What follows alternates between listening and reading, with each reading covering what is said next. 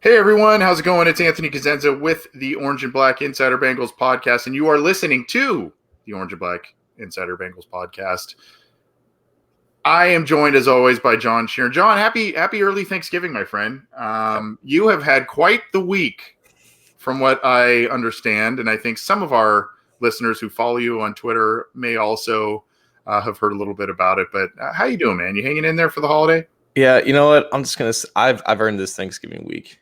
In the past 5 days, my house has been burglarized, and $1,500 worth of my possessions have been stolen, and I'm just recovering from the 48-hour flu. So I need Thanksgiving to happen, like now. Wow. I didn't know about the second part of that. Hope you are feeling better. The good news is the holiday weekend is upon us.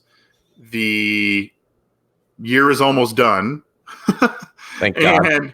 And hey, nothing but blue skies ahead, right? It's pretty cloudy here in Cincinnati. I can't speak for the California weather. It's actually pretty cold and rainy here today, believe it or not. So, yeah. Anyway, good to have you with us despite the circumstances. You look fantastic on that new computer you're rocking here. So glad you're able to. Yeah, they didn't take Randall. I thought he would scare off the burglars, but he did not. But what the hell do you think? What the hell do you think robbers were coming into your house if they see that thing? Were they going, what the heck? You know what? I actually did have him hanging up behind me when I was gone. I had him on the couch. He was just chilling. So I guess they just thought he was just some dead dude. No, if he was here though, like they would have ran out scaring him for sure. Yeah. Well, we've got a lot to get to tonight. We're going to talk about the Bengals switched at quarterback yet again back to Andy Dalton and talk a little bit about the Steelers' loss that caused that decision. So we will talk about that and a scenario in which possibly Dalton may or may not be the quarterback for the Bengals in 2020. We'll discuss that. We're going to be joined by MacGregor Wells of Gang Green Nation, the Jets website through the SB Nation Network. He's going to help us preview the upcoming game against the Jets. Kind of an interesting one for two teams that don't have a lot of wins between them. So we'll be talking with him in about 20 minutes or so. And then at the end, we're going to kick off our list of 2020 Prospect Watch. And I kind of joked a little bit with John before we took the air.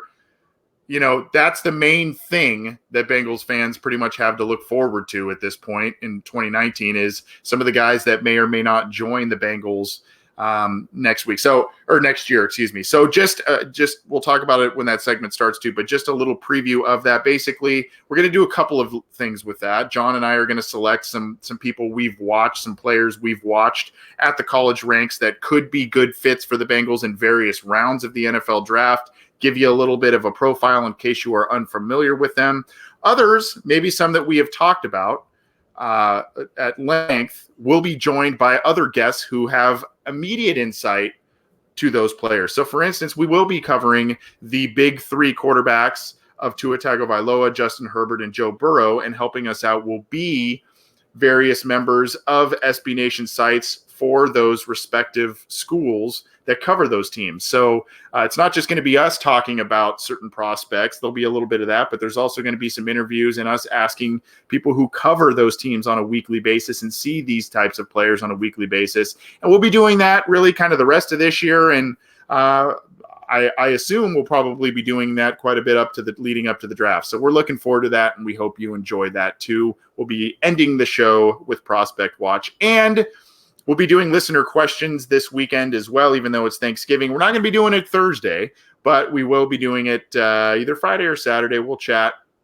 and get that information out to you. We've got a number of questions already queued up, so we'll get to that on a separate episode as well. Whew, a lot to get to, John. And as always, everybody can get the show iTunes, Stitcher, Spotify, Google Play. You can get it on iHeartRadio, Megaphone. You can get it on YouTube at cincyjungle.com. And we are streaming live on our Orange and Black Insider YouTube channel and the cincyjungle.com Facebook page. Whew. Well, John, let's get to it. I guess we could start with yet another loss to the Steelers. The umpteenth in a row, it seems like. Probably, I think it's dating back now to late 2015 that the Bengals have not beaten the Steelers. So another sweep this year. This one was pretty close. it was in some respects a good game and a fun game because it was competitive. The Bengals seemed to be playing with a high level of emotion and energy, and effort level was there, but talent level and of course at the quarterback position, the results were not there. Before we get to the quarterbacks, your take on the game itself. Yeah, like it is true though. Like if any other quarterback in the NFL aside from Mason Rudolph or maybe Mitchell Trubisky was playing for the Bengals, that's probably a win for the Bengals. And it was smart for the Steelers to bench Mason Rudolph and put in Duck Hodges, who at least had some of a live arm in there, but like it was just depleting to watch this Bengals offense again. Like I know the pass protection was shoddy. I know that Joe Mixon didn't have that great of a game to start, but like all of Finley's struggles just kind of cultivated into one performance against a defense that knows how to toy with this offense. And Auden Tate had a decent game, but it was just so anemic. And honestly, you can understand the decision-making process of benching Finley after this, because you go into that locker room, at the end of the game with a lead, in the first half, and you're thinking to yourselves, what are we doing? Like as players and coaches whose job security is dependent upon wins, you're going into an 0-12 season. Like you can't sit there and say that this is a performance where we want to sit there, in the next press conference and lie to basically everything as to how Finley gives them the best chance to win, or Finley is the guy you feel confident about putting out there. So it was a performance where you just can't justify putting Finley back out there again. Yeah. So through 3 games, 0-3 for Ryan Finley. Never threw over 200 yards in any game. 2 touchdown passes, 2 interceptions, 2 lost fumbles. 2 of those 4 turnovers were returned for touchdowns, both of which were against the Ravens when those occurred. So, not anything to really say that Ryan Finley is a viable starter. And yes, there's injuries. Yes, there's guys, there are guys missing from the lineup, but Finley had a benefit of a Joe Mixon rushing attack that was not prevalent in the first 8 games to lean on a bit. Now, Joe Mixon created a lot of his own space, particularly against the Steelers. I mean, he was just, creating plays out of absolutely nothing. But, that says a little something about Finley as well. Dalton, the Bengals they still have one of the worst rushing offenses in the league, but it's improved over the last 3 games when Finley was under center, whereas under Dalton, it was absolutely atrocious and dead last. So obviously now with this 3-game stretch, the team said enough is enough. Like you said, John, I don't think Zach Taylor in good conscience could approach that locker room and say, hey, we're doing everything we can to win, and we're going to throw Ryan Finley out there again, because that's just not jiving. So your thoughts on Andy Dalton? I took the air on Monday doing a brief, so I think people kind of know at least a little bit of my thoughts as to why, but I'd love to get your perspective on the move back to Andy Dalton. Happy about it, unhappy about it, fair, unfair, all of that. You just have to look at it from Zach Taylor's perspective. Okay, you're 0-11. It's the worst. You're 0-11. It's tied for the worst start in franchise history. Now you're 0-12, and you have a quarterback in there that you drafted in the 4th round who's playing like the absolute worst in the NFL. And you're thinking to yourself, okay, this is an organization where you're going to get the most job security out of basically anywhere else. And this is the only place where you can have a chance to fulfill whatever plan that you have for 4 or 5 years or whatnot. The only way that you get fired after this year is if you potentially go 0-16. And for Zach Taylor and his perspective, there's just not a chance that he can allow that to happen. So from his perspective, I understand why he made this choice, because obviously Andy Dalton gives him the best chance to win. Obviously, he's now the best quarterback that they have to evaluate the rest of the roster. And that's kind of backtracking, I guess, what we said, 3 weeks ago when Dalton was benched and he was playing poorly. Finley may have given them the chance to evaluate the offensive line, the receiving core. Now that we know that Finley is absolute dog crap, we now know that Dalton gives them the best chance to do that. But also, when you look at the Bengals, they're 0-12. Again, worst start in franchise history. They're dead last in attendance. I think they're like officially 71% in terms of attendance now. They need to sell tickets, and they need to re-energize hope, not only for the fan base to come back next year, but also for the players in that locker room. This is a losing culture right now. This is a losing team for the past 4 years. And the new head coach and his staff that they hired, they haven't had a win yet. So I understand why most logical fans only care about the draft. And I think me and you basically care about that point as well. The playoffs are long gone and whatever. But looking at them, looking at what they prioritize, because that's the difference between the fans' mindset and the football operations mindset. They don't care about the draft position. They don't care about any of that. They care about establishing some type of positive culture they're going into next year, and that's ultimately why they did this. So yes, so the Bengals now made Zach Taylor made the controversial decision to move back to Andy Dalton. There was there have been concerns. There have been certain fan mindsets that, this move now could cost the Bengals draft positioning. Now, if it is true, and if the Bengals feel that this move is going to give them the best chance to win, and given the statistics, it does give them the best chance to win. But you have to say, okay, if the run game holds up with Dalton going forward as it has with Ryan Finley, if Cordy Glenn coming back potentially, I'm not hanging my. Someone asked about this. I'm not expecting Jonah Williams to come back this year, but he's been on PUP list. He hasn't been on IR. So if there is a chance that maybe he comes back, you have Joe Mixon gaining more yards on the ground, maybe an AJ Green, which by the way he hasn't practiced as of yet this week. So maybe something you get a better read on some things with Andy Dalton, and you have a higher chance of winning games. So that's where some concern is now, John, in terms of fans, because oh boy, you've gone all this way, you've lost 11 games, you're 0-11. You're set to have the number one pick, the pick of the litter in terms of a quarterback, or maybe Chase Young for some folks, whatever the case may be. And now back comes Dalton into the lineup, and now the Bengals could win some games and lose some draft positioning. Are you greatly concerned about that, or is this just hey, they're going to win one or two games and that's that? Like, if you just look at the difference between Dalton and Finley, you would assume that, they have a better chance of winning now, and you will be right. But my thing is, what's a higher number, like 25 or 10? 25 is obviously the higher number, but 25% chance of winning isn't that much better than 10% chance of winning. You still have to look at who the Bengals have to play for the finale of this 2019 season. They play the Jets next week. They play the Browns twice. They play the Patriots, and they play the Dolphins. The Patriots are, even with an average quarterback, Tom Brady, they're still a better team, a superior team. They're probably not going to win that game. The Browns are surging right now. They have a better quarterback in Baker Mayfield. They have a better defense. They have to play on the road against them too. They're probably not going to win either of those games. So now you're thinking, okay, you just have the Dolphins and Jets left. The Jets have a surging team right now. They're 3-0 in the past 3 weeks. Sam Darnold's playing like one of the best quarterbacks in the NFL in the past 3 weeks, and that defense is now top 5 in accordance to DVOA. And then finally the Dolphins, who have a better quarterback in Ryan Fitzpatrick, and that's also on the road. So looking at the rest of the schedule, it doesn't even look like that they win 3 games. So they could win 2 games. I'll give them maybe the Dolphins and Jets, maybe one of the Browns games.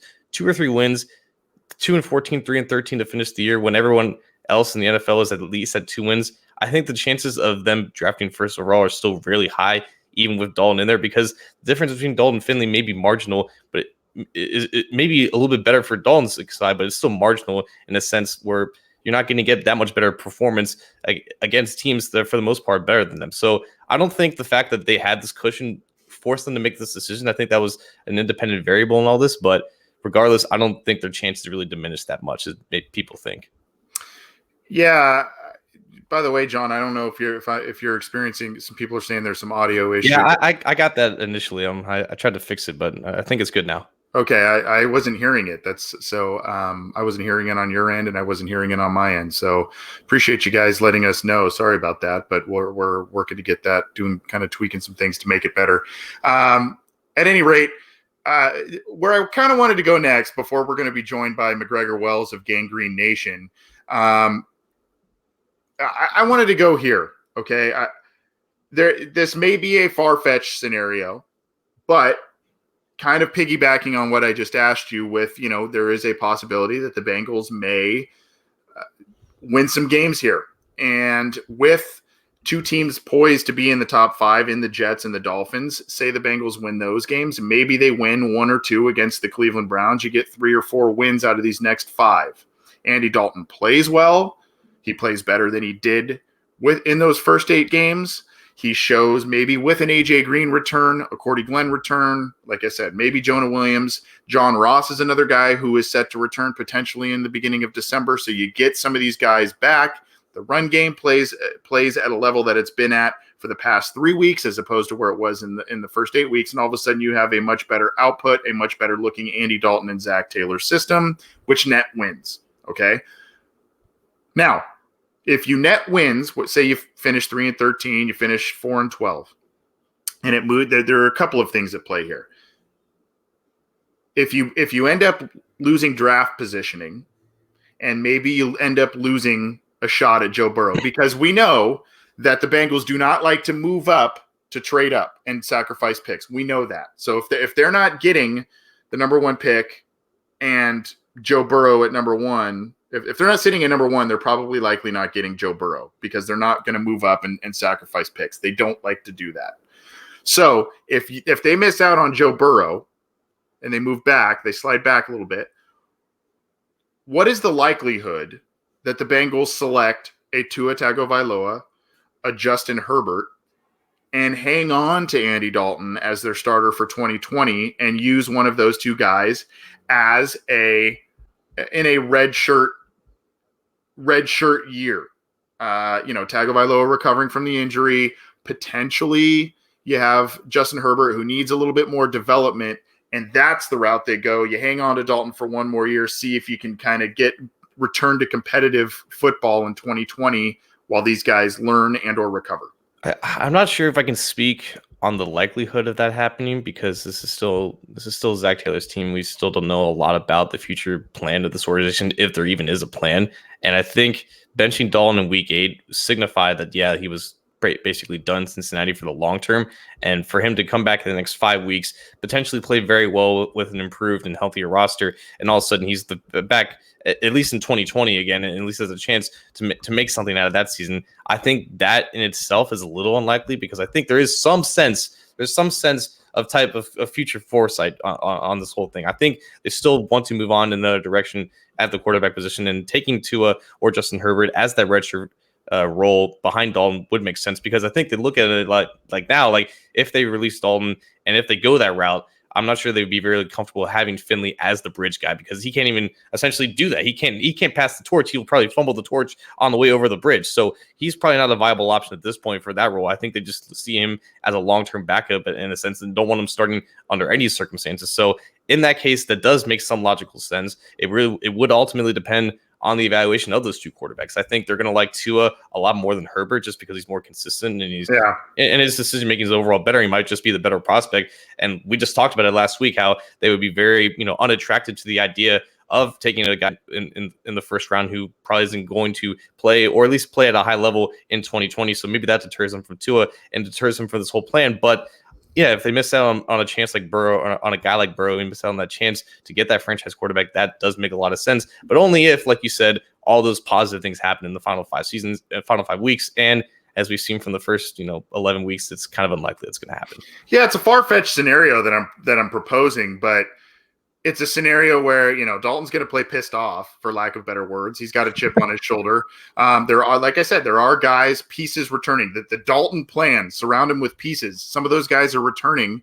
And, obviously more games in the Zach Taylor system. These coaches have been, at least in the run game aspect, have shown a propensity to change things up and at least be a bit more effective there. So finding a semblance of balance could bring about more wins and more effective play by Andy Dalton.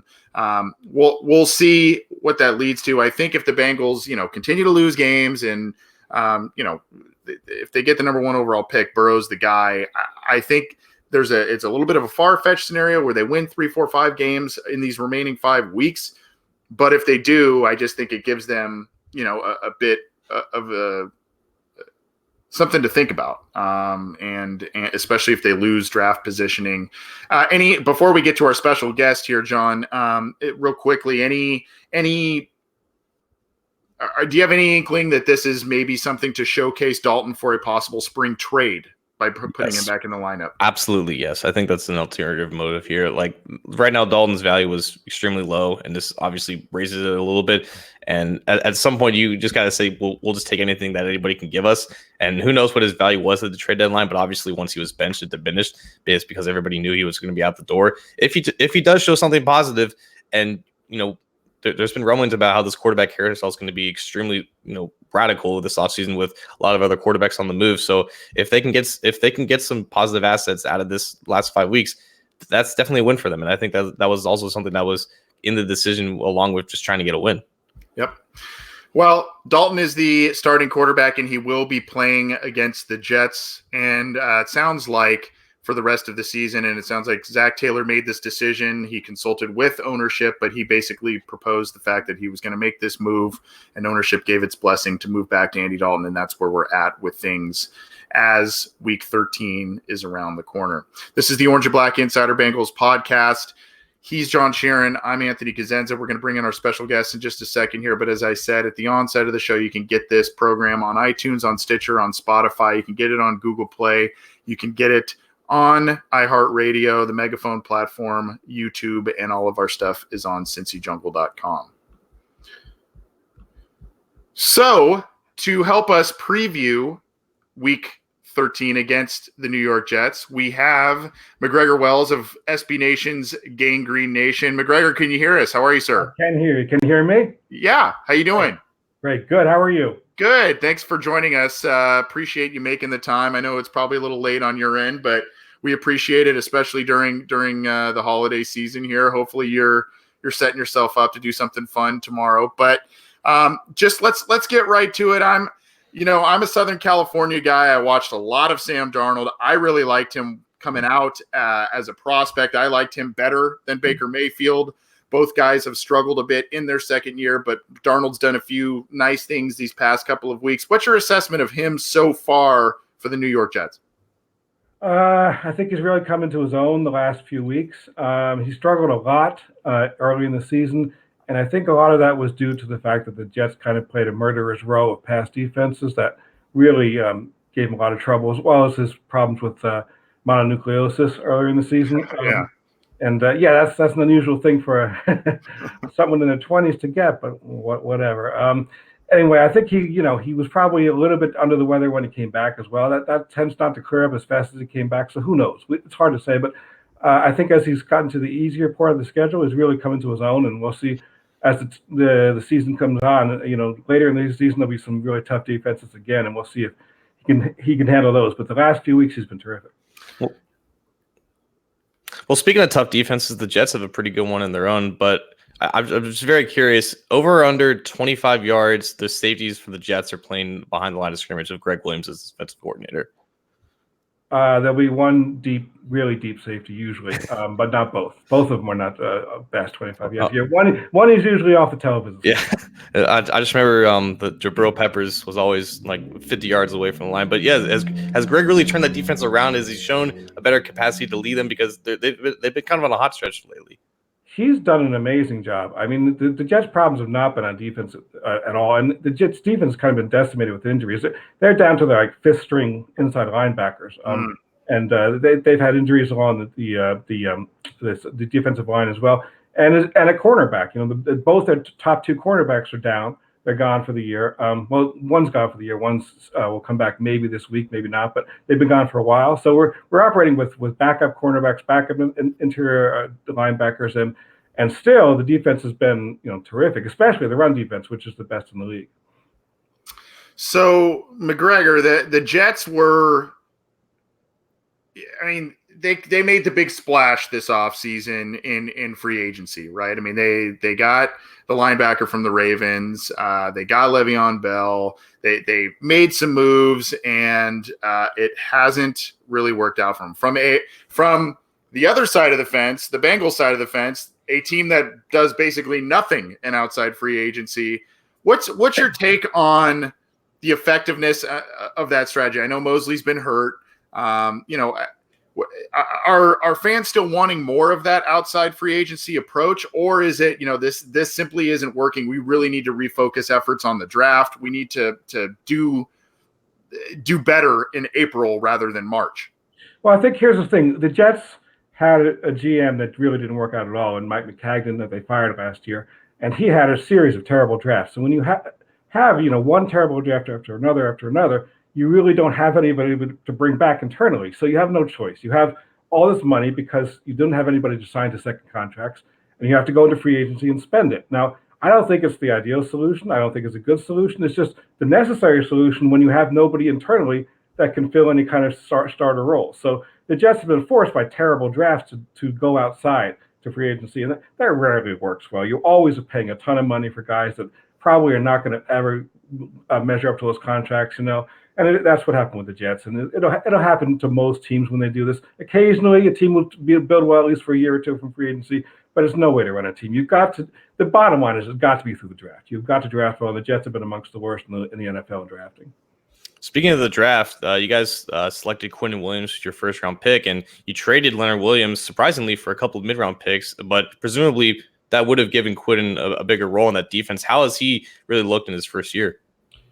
There's mixed reviews of Quinnen Williams. He's not been the disruptive, penetrating force that a lot of people expected. He certainly has not been effective in the pass rush, but it appears when you watch the defense play, and you key in on Quinnen, they're asking him to two-gap a lot there, and so he's not being asked to do the things he did in college, and so he's not racking up the stats, but he seems to be progressing fairly nicely. Eventually, you're going to want him to play more of and I'm not saying it's going to be this good, but more of an Aaron Donald type role where you're penetrating. Nobody's going to be that good, but that sort of role, and right now he doesn't play that role. Right now they're asking him to play sort of a traditional two-gap, nose tackle. Those guys don't rack up stats. That's what he's being asked to do. And he's doing a good job in the run game. He's doing a good job when he's asked to do. He's just not flashing off because of the role he's being asked to play, I think. Talking with MacGregor Wells of Gangrene Nation, the SB Nation website that covers the New York Jets. The Bengals play the Jets in Week 13. I want to talk a little bit while we've got you for a few more minutes, about the Kelechi Osemele situation. That is kind of another free agency, I guess, disaster. But the other side of it is the whole medical staff issue, how they handled that. I think those of us who cover the Bengals, watch the Bengals, hear about the Bengals, know quite a bit about medical staff issues, training staff issues, injury issues. I guess what happened there, if you have any other further insight, and how big of a distraction and or deterrent has that been to the Jets' success this year? You're frozen up. I'm frozen up. Okay. No, I gotcha. Okay. I don't have any insight as far as insider information for the Jets. All I can tell you is that Osemele didn't work out. He was basically being replaced. He was benched. And as soon as he was benched, he said, I need surgery on the shoulder, and I've needed it for quite a while. It's a kind of an interesting timing in that he didn't say that when he was starting. He said that when he was no longer going to play. So from the Jets' perspective, he was playing all this time, and now he's being benched. Now he says he needs the surgery, and they're saying, "Well, you played all this time. You probably, if you needed it now, you probably needed it then because he had this shoulder problem right from the beginning of the season." So from the Jets' perspective, he just did that because basically he was ticked off of being benched and wanted to make it. But from his perspective, I guess, look, nobody knows person's pain. Nobody knows how they're feeling from one week to the next. I can't tell you whether he's really worse off now than he was before he was benched. He feels like he was treated poorly by the Jets. He feels like he needs the surgery, and the Jets are saying you can't have surgery that you need. So from his perspective, what the heck is that? I need the surgery. You're telling me I can't have it? I'm going to get it anyway. So the Jets have not handled these kinds of situations well this year internally. It's not the only situation where you're scratching your head like, this doesn't usually happen in the NFL. And you're like, what is going on internally? There's some kind of disconnect between certain players and the new team that's been brought in this year between Adam Gase and Joe Douglas, the GM. And it's hard to tell who's to blame here. I don't know. I'm not taking sides on this, but something is wrong. Something is not going the way it should be going internally on this team. Well, speaking of Adam Gase, in his first year, he's he hasn't exactly created the most positive perception, but there was announcements a couple weeks ago about how, the ownership was confident in him going into next year, and he's not going to be, a one and done guy. And I don't think Zach Taylor is also going to be that, but it's kind of interesting how both first year coaches who have struggled mightily are facing each other, but both are probably going to be back. So as a Jets fan, how do you, spin bringing Adam Gase back to the second year in a positive way? What are the things that you can build off with Adam Gase as your head coach?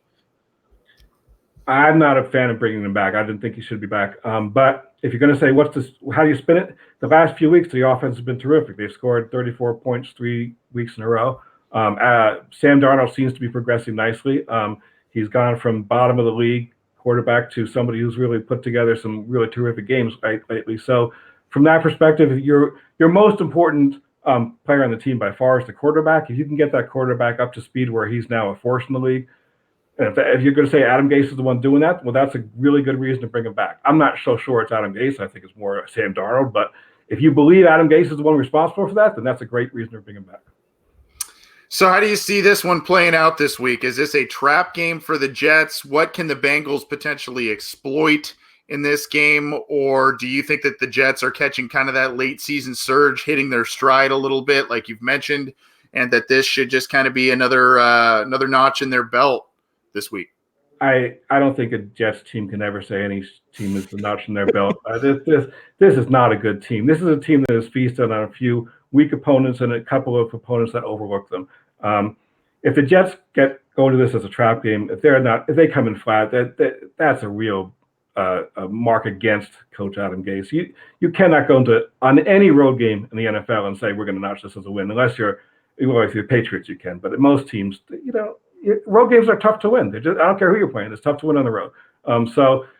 Do I look at this as a trap game? I sure hope not. I mean, if the Jets aren't ready to play this game, it'll be a travesty. The Bengals will beat them because I don't think the Jets are a ton better than the Bengals. I think they're probably a better team, but I don't think it's the gap is all that wide. We've been talking with MacGregor Wells of Gang Green Nation. MacGregor, where can people, aside from the website itself, where can people find your work, get in touch with you, read your stuff, all that good stuff? Yeah, unfortunately, I'm kind of a throwback. I'm a dinosaur. I'm not on any social media. Okay. So the website is at ganggreennation.com. You can read my stuff there anytime you like. But yeah, I'm not a Twitter guy. I'm not a Facebook guy. Just don't do that stuff. So. That's all right. That's all right. Any big plans for Thanksgiving? I'm cooking. I'm the cook. I'm cooking king crab legs, and I'm cooking sirloin steaks, and we're gonna have a great time. How about you guys? Well, I'm waiting for an invitation to your place. Yeah, come exactly. on, come on over. Southern California is a long ride for just one good meal, right?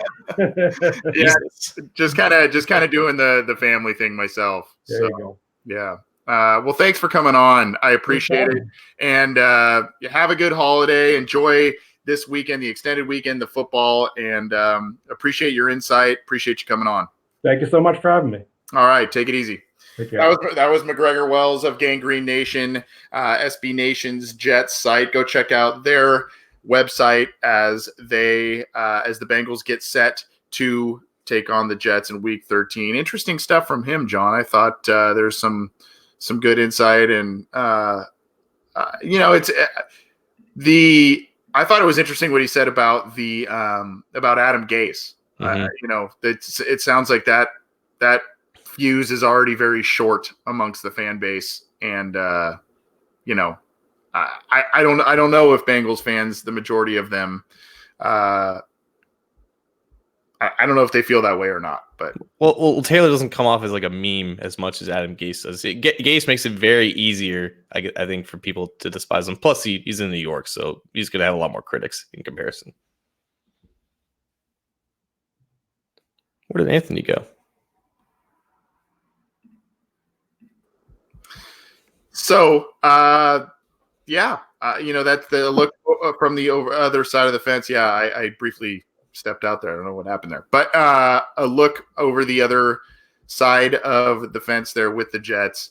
Not a team that the Bengals play overly often, but I guess somewhat often, conference opponent. And what's interesting, John, both of these teams are set to kind of hold a top 5 pick. We mentioned this earlier.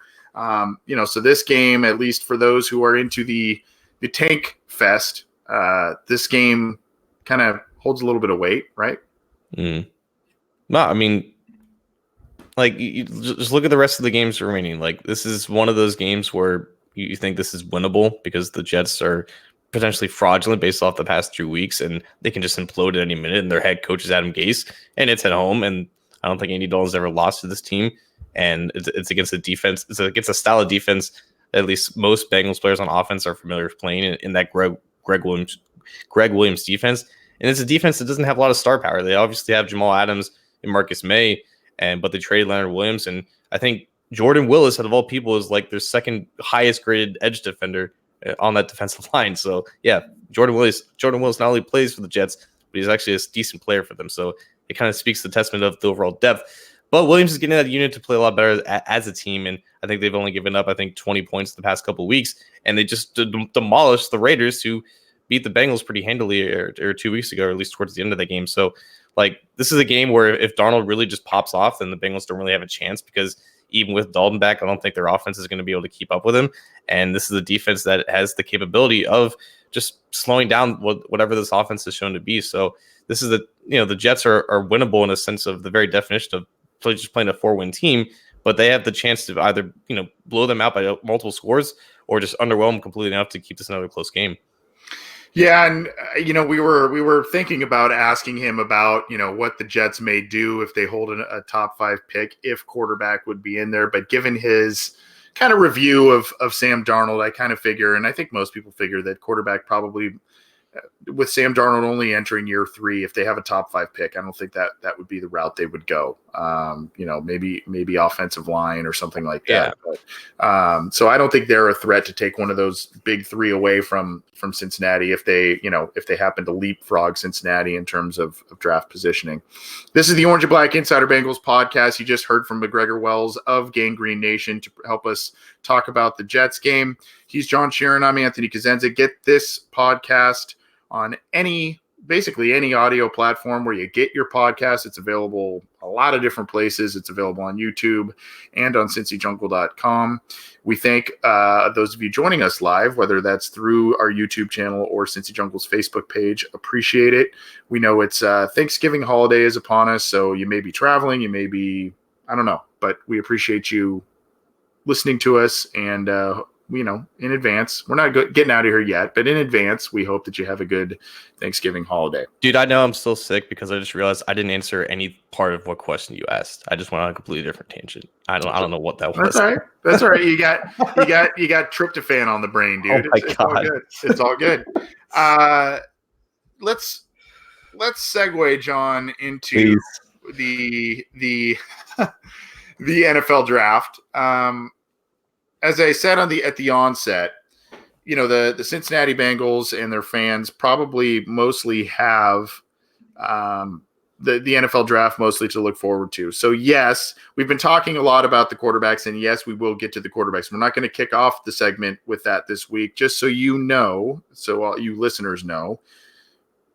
On the December 11th episode, we have Joseph Yoon from Addicted to Quack.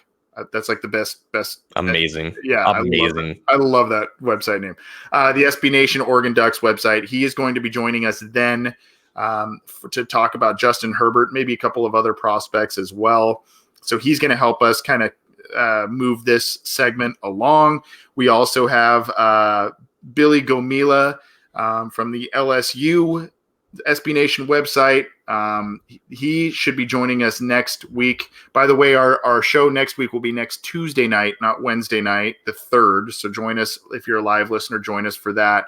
Billy Gomila is tentatively set to join us that evening, as is it's Brent Taylor from the Alabama website to talk about Tua Tagovailoa. So for the next couple of weeks after tonight, the next couple of shows, we will be talking quarterbacks, and we'll be talking with them from people that watch them on a weekly basis and pretty much all of their snaps. So we're going to get some good insight there on the prospect watch list. But this week, we're going to kind of kick off with some guys that a little lesser known, at least on my end, that, either position wise, need, whatever the case may be, they might be guys that the Bengals could target, not necessarily in the first round, but in later rounds. And since I am a Southern California guy, and since I watch a lot of USC football, I'm going to start with a USC prospect.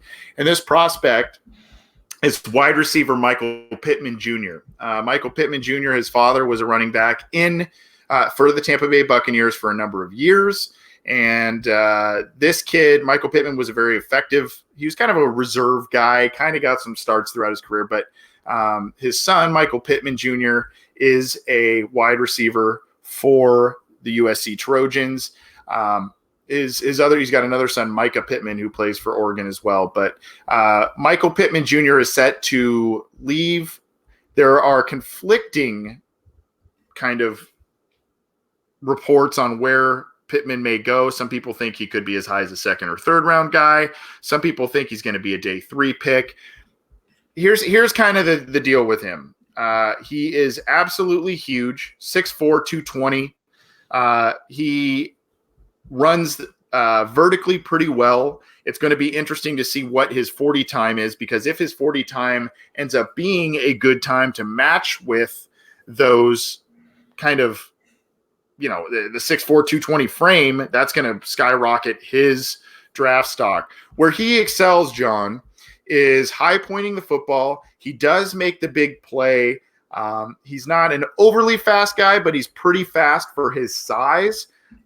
He's made the last 2 seasons combined. Granted, USC is going to have probably a bowl game here, so he still has at least a game to play here. But in 22 games the last 2 years, he has 17 touchdowns scored. And that, for those who do not know about the USC Trojans, they've had a carousel of quarterbacks that have come in and out of the lineup because of injury and ineffectiveness and all kinds of things since Sam Darnold left.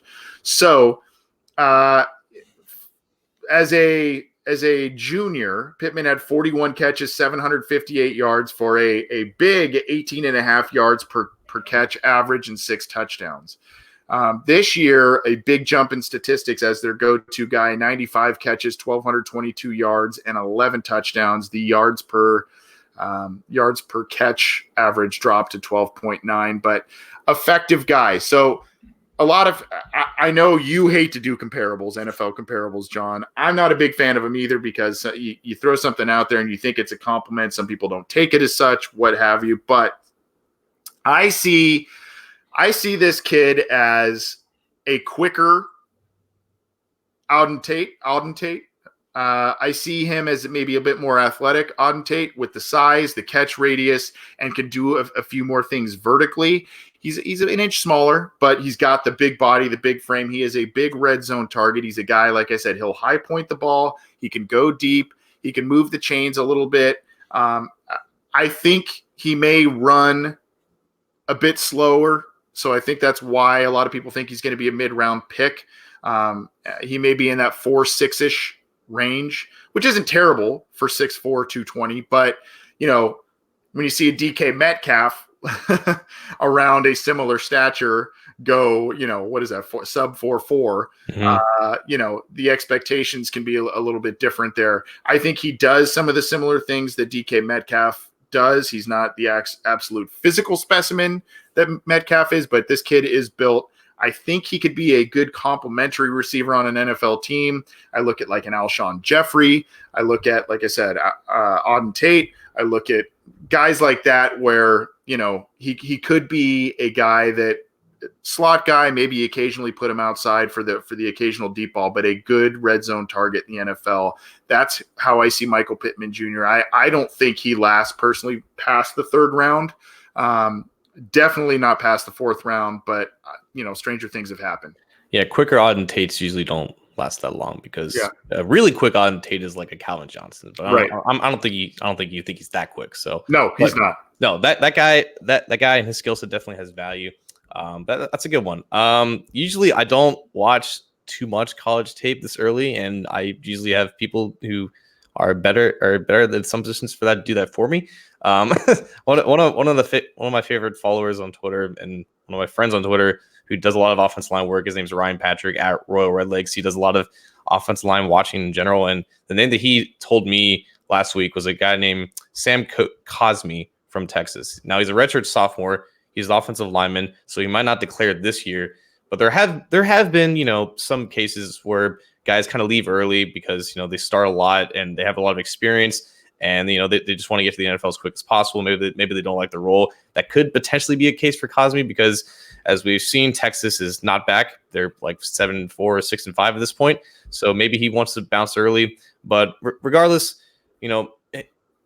in general, when scouting offensive linemen, most guys can move guys from point A to point B, but the truly great guys, the guys who can develop better, can actually develop into quality players, they know how to expand upon that. They learn technical hand placement, they learn, better footwork. And Cosmi, again, he's a redshirt sophomore, so he's really young, but he already has a lot of functional strength. He already has the ability to drive guys off the ball, and he's 6'6", 6'7", about 300 pounds, so he's got incredible size. And you're thinking to yourself, okay, we just drafted Michael Jordan, who's 6'6", and he's been crappy at guard.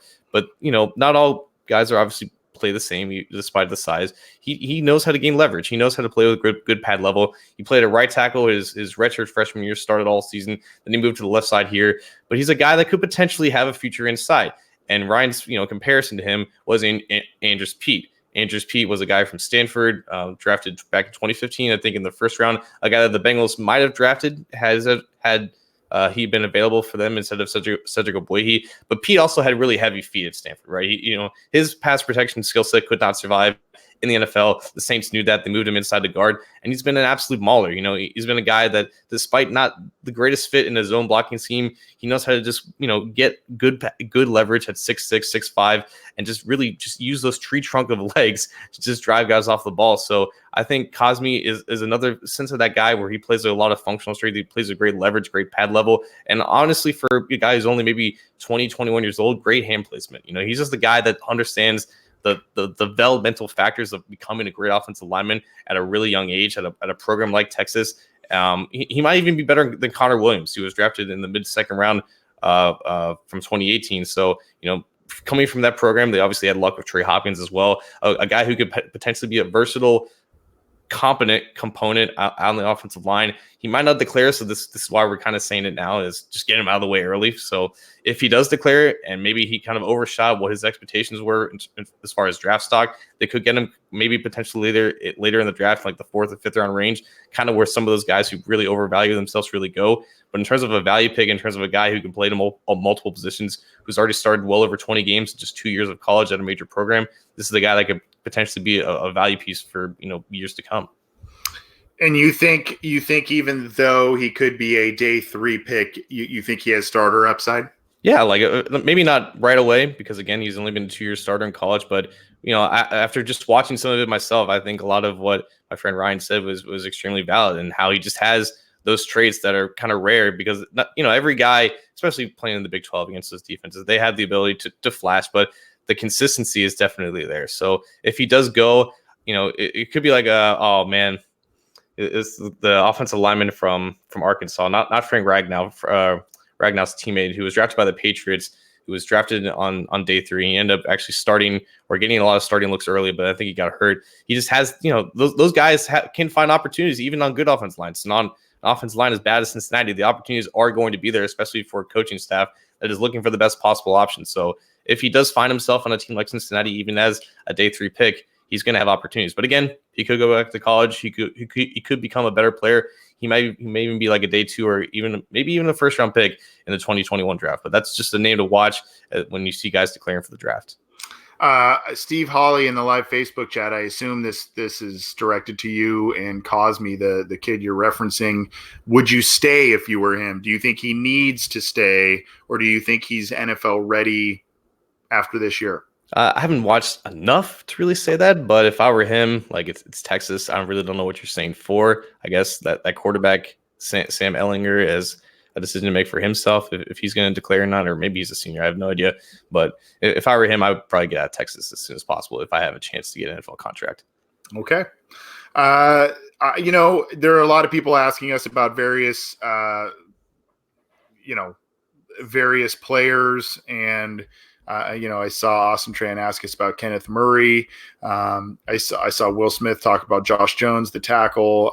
Because of time constraints and whatnot, we're not going to get to all of those guys, but you're giving us ideas of who to talk about in the future. We're going to be doing this for quite a while. So, some of the guys we talked about today aren't of the highest profile. You've heard of them, but they aren't going in the first round. They're guys that are more depth guys or guys that help you build the meat of your roster, not necessarily the flashy, your quarterbacks and whatnot. But as I said, we will be talking about the quarterbacks in the next couple of weeks, courtesy of some folks from various SB Nation websites to help us cover Joe Burrow, to help us cover Tua, to help us cover Justin Herbert, the big three in this class. We'll probably get some others, some other quarterbacks and whatnot too. So we've got a lot to get to on this front. I just going back to my guy Pittman that I covered. From the Bengals standpoint, wide receiver isn't their biggest need. You've got a number of guys, they've used high picks, but all of a sudden you don't know what's going on with AJ Green and what happens next year. John Ross has been injuries. Auden Tate, he's been pretty good when called upon, but I don't know if he's a number one guy, and he kind of has been banged up a tiny bit. Alex Erickson, so I mean there's guys, and then obviously injuries have hit that position group pretty heavily. So that's kind of why I think wide receiver probably needs to be. I mean, yes, offensive line, yes, quarterback, yes, linebacker, but I think wide receiver is probably in the discussion in those middle rounds. So that's why I think a guy like Pittman could be in the discussion for the Bengals. Obviously, I think with Cosme, the need is for an offensive lineman is higher. So that I would assume, John, that's why you you kicked it off with him. Yeah, Jason Von Stein in the comment section. Let's redraft Anthony Munoz just to make a point. Yeah, well, might as well. Yeah, he announces the picks, so give him a card that says his own name on him. The pick is me. Yeah.